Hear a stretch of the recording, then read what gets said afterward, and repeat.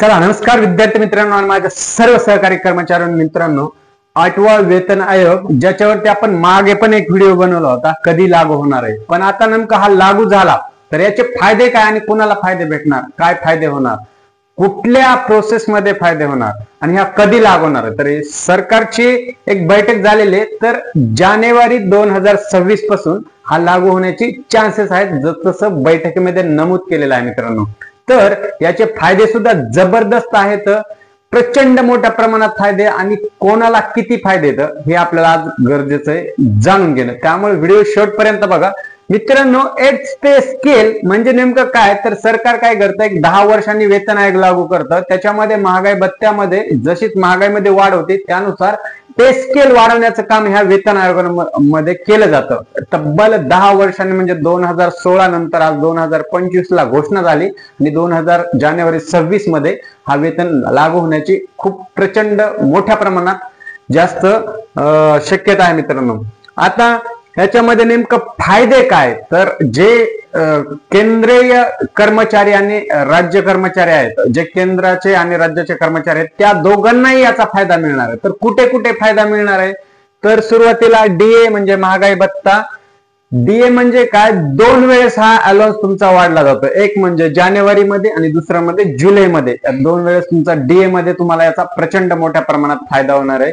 दुसरा फायदा आहे HRA म्हणजे हाऊस रेंट अलाउन्स, याच्यामध्ये सुद्धा तुम्हाला खूप मोठ्या प्रमाणात फायदा आहे. 2000 म्हणजे 7वं वेतन आयोग होतं त्यावेळी 24, 16 आणि 8% एवढा तुम्हाला HRA मिळत होता. पण आता 8वं वेतन आयोग लागल्याच्या नंतर मित्रांनो तुम्हाला 27, 18 आणि 9 या रेंज मध्ये तुम्हाला हाऊस रेंट अलाउन्स मिळणार आहे. म्हणजे काय, 8वं वेतन जसंच लागल तुमचा बेसिक पगार वाढणार आहे, तुम्हाला हाऊस रेंट अलाउन्स वाढणार आहे, डीए मध्ये सुधारणा होणार आहे, त्याच्यानंतर मेडिकल इन्शुरन्स मध्ये सुद्धा फॅसिलिटी मिळणार आहे, तुमचा पीएफ इनडायरेक्टली त्याच्यावर परिणाम होणार आहे, त्याच्यानंतर पेन्शन धारक जे आहेत त्यांना सुद्धा याचा फायदा होणार आहे. पण स्टेप बाय स्टेप सगळ्या गोष्टी किती आणि कधी कसं काय हे आपल्याला फाय क्लिअर असणं महत्वाचं. म्हणजे का, कुठे, कसं, हे 2-3 पॉइंट.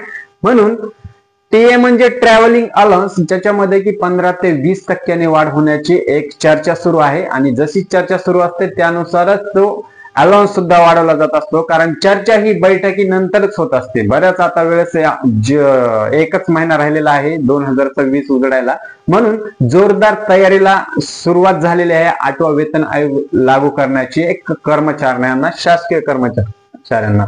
ओके. त्याच्यानंतर मेडिकल अलाउन्सेस मध्ये वाढ. आता जशीच महागाई वाढते तसं मेडिकल फील्ड सुद्धा खूप मोठ्या प्रमाणात, प्रचंड मोठ्या प्रमाणात एक ज्या लोकांना जास्त महागडा आहे, पण जे शासकीय कर्मचारी आहेत त्यांच्यासाठी याच्यामध्ये सुद्धा मोठा फायदा मिळणार आहे, कारण याच्यामध्ये वाढ होणार आहे मेडिकल अलाउन्सेस मध्ये. पेन्शन धारकांना फायदा, तुमची ग्रॅज्युएटी वाढते, डीए वाढतो आणि टीए सुद्धा वाढतो. जे आता पेन्शन धारक आहे, जे की रिटायर्ड पर्सन आहेत, त्यांना पेन्शन सुरू आहे. जर 8वा वेतन आयोग लागू झाला तर फक्त जे सेवेत आहेत कर्मचारी त्यांनाच नव्हे, तर जे पेन्शन घेतात कर्मचारी त्यांना सुद्धा खूप मोठा फायदा होणार आहे. कारण की जसंच तुमचा बेसिक सॅलरी वाढली जाते त्यानुसार पेन्शनवर ऑटोमॅटिकली इन्क्रीज होतं तुमचं पेन्शन. त्याच्यामध्ये ग्रॅज्युएटी सुद्धा वाढणार आहे, कारण की ट्रॅव्हलिंग अलाउन्स, ग्रॅज्युएटी आणि डीए या गोष्टी वाढणार आहेत जरी पेन्शन उचलत असाल तरी, कारण इकडे 8वा वेतन आयोग सगळ्या कर्मचाऱ्यांना लागू होणार आहे, फक्त जे सेवेत आहेत त्यांनाच नाही, जे पेन्शन उचलतात त्यांना सुद्धा. म्हणून इथे सुद्धा कर्मचाऱ्यांना खूप मोठा फायदा होणार आहे मित्रांनो.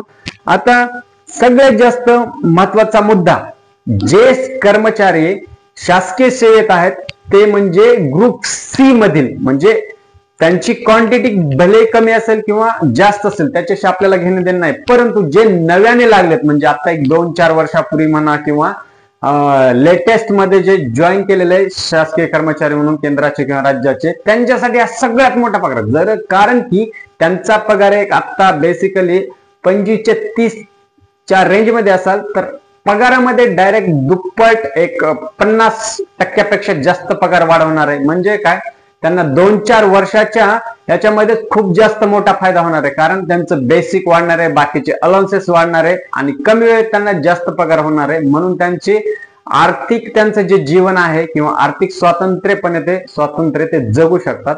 म्हणून जे कर्मचारी क्लास सी या पोस्टमध्ये असतील त्यांना सगळ्यात जास्त फायदा होणार आहे. त्यांच्या पगारामध्ये जवळपास मित्रांनो 40 ते 50% एवढा पगार वाढवला जाणार आहे. म्हणजे काय, 7वं वेतन आयोग होतं त्यावेळेस फिटमेंट सेंटर मध्ये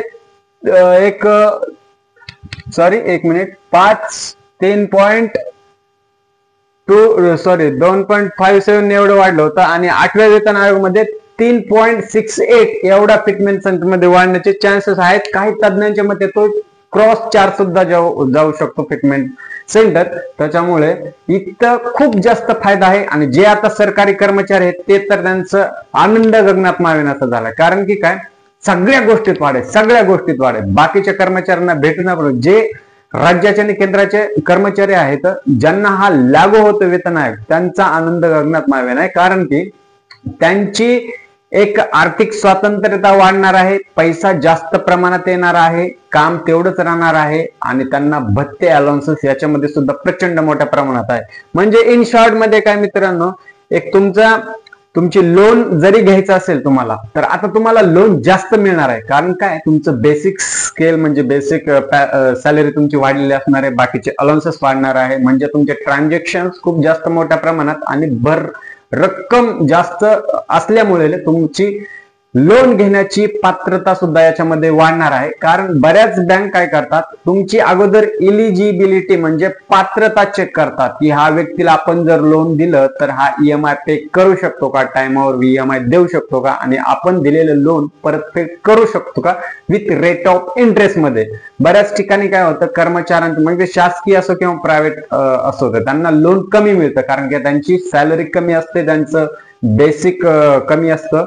पण जे शासकीय कर्मचारी आहेत त्यांची पात्रता लोन इलिजिबिलिटी सुद्धा वाढणार आहे. म्हणून बँक सुद्धा त्यांना एक अतिशय विश्वासाने डोळे झाकून त्यांना लोन सुद्धा पास होणार आहे. मग त्यांचं ते घरासाठी असेल, पर्सनल लोन असेल किंवा इतर क्षेत्रातले वेगवेगळं लोन असेल, गोल्ड लोन कुठलंही कसे असू द्या, ते त्यांना अगदी सोप्या आणि सहजरित्या मिळणार आहे. म्हणजे याचा सुद्धा एक लोन घेण्यात मोठा फायदा ह्या 8th पे कमिशनचा होणार आहे मित्रांनो.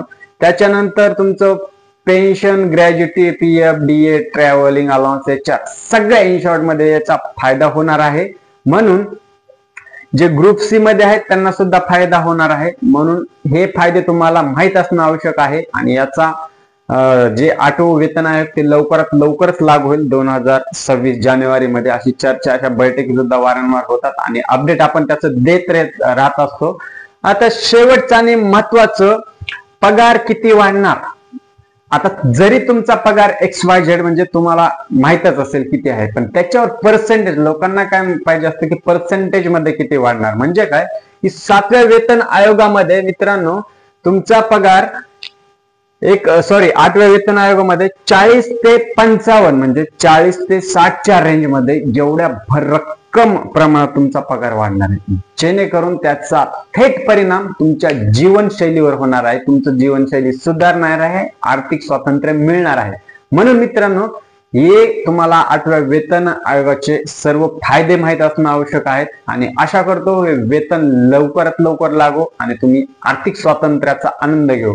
तर ही माहिती कशी वाटली तुम्हाला, आणि जर तुम्हाला काही डाऊट असेल तर मला कमेंट बॉक्स मध्ये कमेंट करा ना. हा व्हिडिओ जास्तीत जास्त आपल्या कर्मचारी मित्रांपर्यंत पोहोचा, जेणेकरून 8व्या वेतन आयोगाचे सर्वांना फायदे माहित असले पाहिजेत.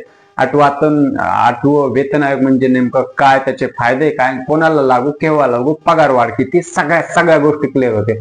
तर मित्रांनो आणि माझ्या सर्व सरकारी कर्मचाऱ्यांना भेटूया नवीन व्हिडिओ आणि 8व्या वेतन आयोगाबद्दल येणाऱ्या प्रत्येक अपडेट्स मी तुमच्यापर्यंत सर्वात अगोदर पोहोचण्याचा प्रयत्न करेन. भेटूया नवीन व्हिडिओ, नवीन आयडियात, नवीन कन्सेप्ट सोबत. तोपर्यंत जय हिंद, बाय बाय, धन्यवाद, राम राम.